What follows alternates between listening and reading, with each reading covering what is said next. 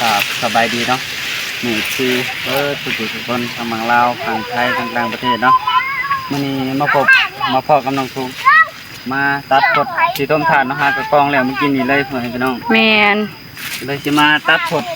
ไปทมเลยเนาะแมนโดยสบายดีเด้อแม่ซีเบิร์ดสุขุสุคนมาเบิร์ดน้องๆเนาะซอยกันหลายคนแต่ทางน้องสากาบ่อยากถ่ายเห็นน้องๆเพิ่นเนาะเพราะว่ายันมันปิดคอมเมนต์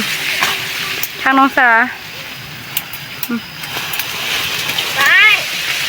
ยังน้องนินเดินมาตัดดิสิเป็นหนึ่งให้อายตัดทางนี้ก่อนเดี๋ยวน้องนินเจ้าขาไปตัดทางนั่นนะ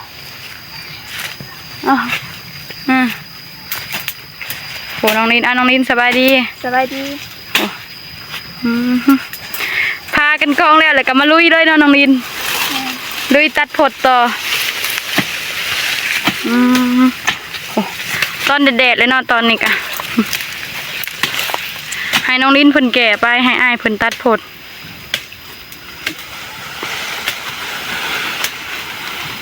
มื้อนี้โทรศัพท์ทางน้องสาลุยเบิดมือเนาะแบตก็ยังเหลือบ่หลายเนาะแต่ก็อยากถ่ายให้แม่ FC เบิ่งเนาะว่าเฮ็ดหยังแน่หลังจากกองพื้นแล้วมาลุยตัดผดตอนแดดๆเลยนี่น้องดิจะแก่ไปแล้วน้องดิ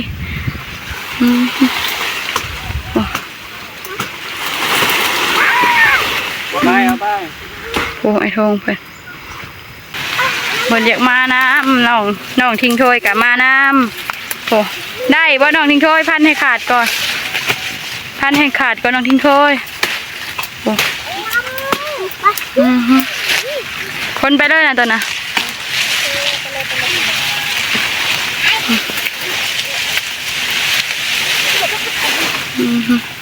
ไอ้ทงเอาออกมาให้เด็กๆเลยให้เด็กๆเอามางานเนาะ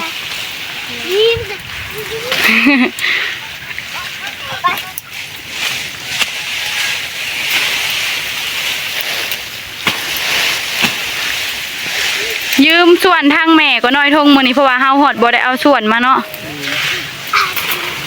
ยืมส่วนทางแม่ก่อนมื้อนี้บ่คิดว่ามันสิกองแล้วเนาะเป็นหนังเด้อมันแดงบ่ไปแกไปเลยทิ้งถ้วยเป็นจังได๋ไอ้ทงเห็นน้องๆเพิ่นมาซอยแล้วมาสิออกให้หมูแดงโอ้หมูแดงนะไปหมุนนะบ่อยทงค่ะไอ้ทงหมุนไอ้ทงบ่แม่นมันขาวหูจังเลยโอ้ยทงนี่เนาะเมื่อบัดนี้หน่วยลากเมื่อเบิดแล้วรอกันเลยว่าสิถ่ายให้แม่ FC เบิ่งดิเขาลากก็เมื่อเบิดเลยนี่ตอนนี้ประมาณ 4-5 โมงอะไรทงเอากะพักผ่อนไปน้ำตัวเอากะเห็ดลุยเบิดมือมื้อนี้เนาะโอ้น้องลินกะเอาลุยเบิดมือน้องๆไอ้ทงกับมาซอย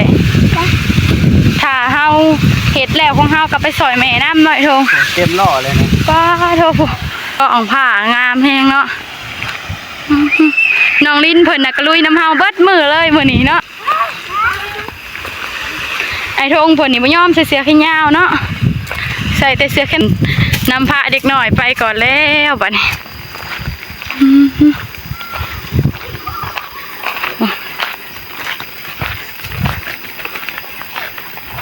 หอดเตาถ่านแล้วปุ๊บไอ้ทงเพิ่นกระค้นขึ้นแล้วบัดนี้ส่วนแม่มีจักอันสายทงหายน้องลินทำแม่เนาะส่วนมีจักอัน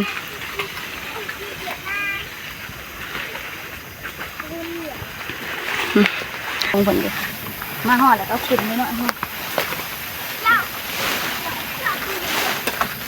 ตัดผดมาว่างเนาะแล้วกะสีทมเดี๋ยวสิให้น้องลิ้นไปถามแม่นะวะส่วนแม่เพิ่นมีจักอัน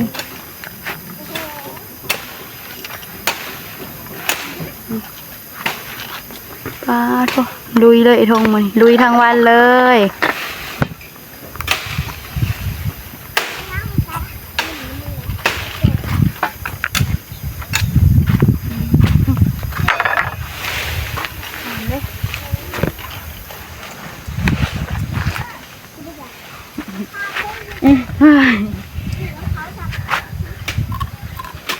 ไอ้ทงเพิ่นก็เรียนคนเดียวเพิ่นเนาะไอ้คนเรียนคนเดียว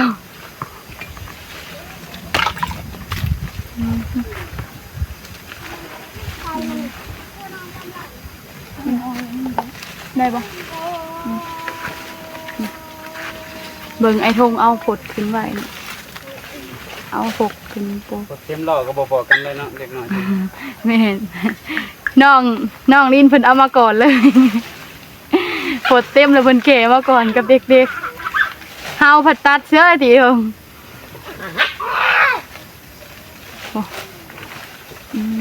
เอาอันใหญ่มันก็เลยเต็มเลยเอาอันใหญ่มันจะเลยเต็มเลยถ้าเฮาสิเอามาไว้ร้ายก็ยันมันเหี่ยวเนาะ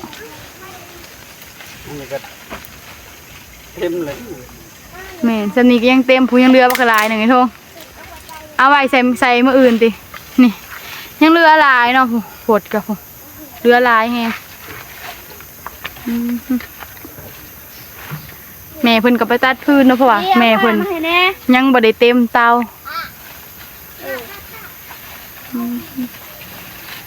ถ้าเฮาแล้วคงเฮากะ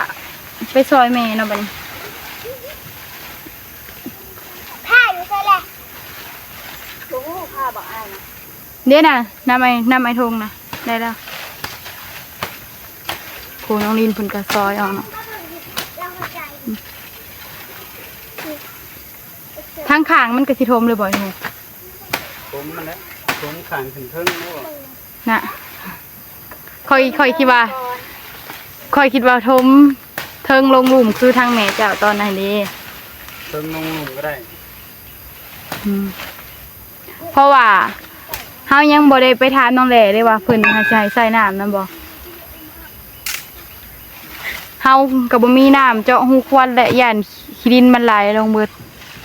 ดินเปียกอยู่แบบนี้นะบ่เป็นหยังโดยน้องแหล่เพิ่นก็ไปเฮ็ดเวียกเนาะเพิ่นก็บ่ได้มีเวลาถ่ายคลิปลงเนาะเลิกเวียกมามันก็ค่ำเลยเพิ่นหากะเมื่อยในเนาะค่ำเลยกะเลิกก็หาโมงเวียกกะ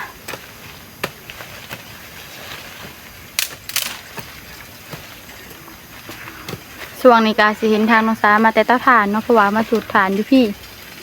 ถ้าอยู่เต้าถ่านก็สิไปหากบหาเขียดอยู่แต่อันนี้เฮาอยู่พี่เนาะถ้าไปกะหนทางมันก็ยากเนี่ยฝนตกกะหลายเตาถ่านเนาะย่านรถล่มแม่นหลายเต้าถ่านเตาถ่านที่เขาประดังอยู่แถวพุ่นแม่นมันมีไหหน้าแถวนั้นนะแม่นแต่นี่นะบ่มีไหนามันเป็นป่าเนาะเต้าถ่านใกล้ๆเพื่อนน้องแหล่นี่แหละอันนี้แบบแม่เพิ่นมาอยู่แล้วเฮาก็เลยเอิ้นเต้าถ่านเนาะเพราะว่ามาเฮ็ดถ่าน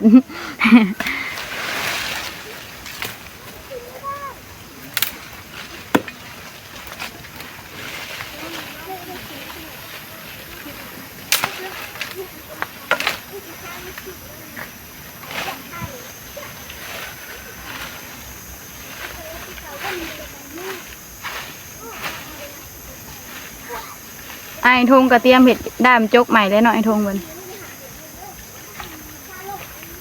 นั่นก็โตนั่นก็ได้อยู่เนาะ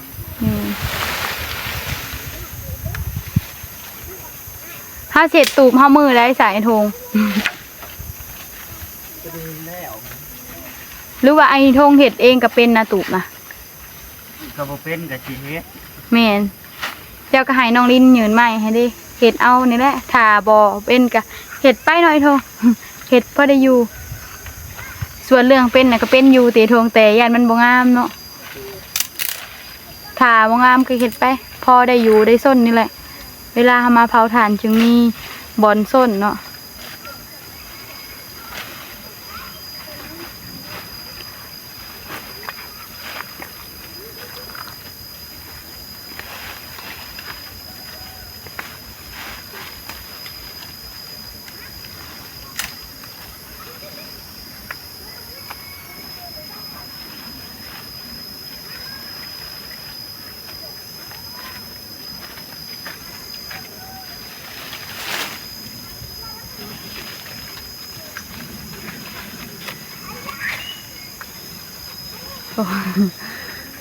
คันดิผ้าไอ้ทงมีเนี่ยล่ะนี่ผ้าคิดว่าไอ้ทงบ่มีผ้า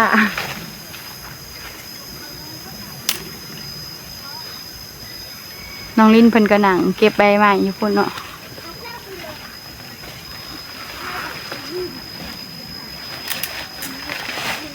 ถือว่าเฮาเฮ็ดไวเติบเนาะเตานี่ แบบลุยเบิดมือเป็นเนาะเผื่ออยากให้มันแล้วไว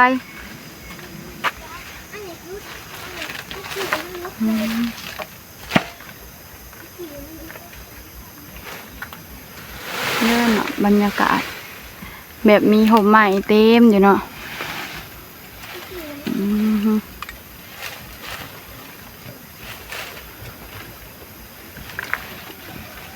เบิ่งไอ้ทงไปนี่แหละ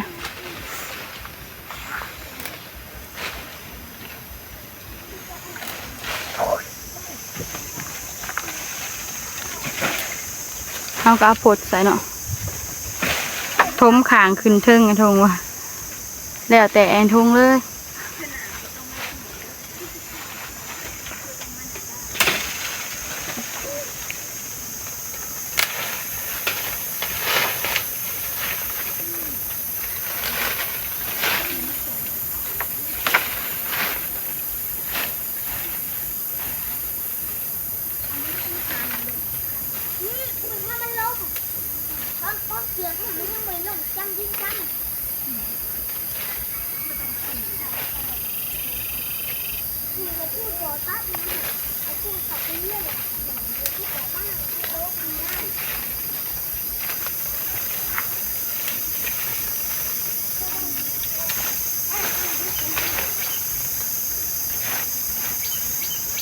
คอยคิดว่าอยู่นี่สิหาผดยากเลยไอ้ทงเลย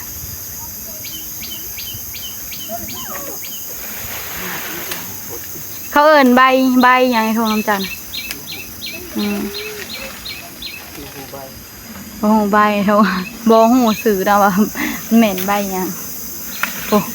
ใส่ผดเต็มอยู่หน่อยทงเพิ่นก็ใส่ผดเต็มเลยใส่หลายๆผดมันจึงบ่รู้ง่าย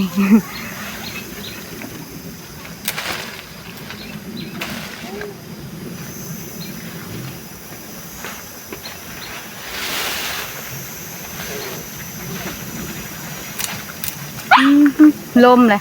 ขำมาเลยลมเนาะต้องใช้โฟนสิตกอีกมื้อแรง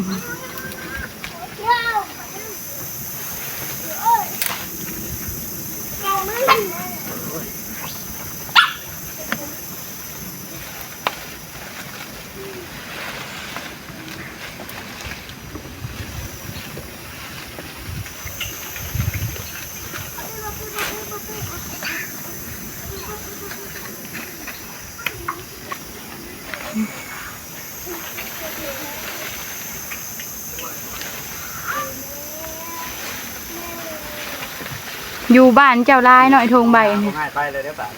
เอาหาใบไปเลยไอ้ทง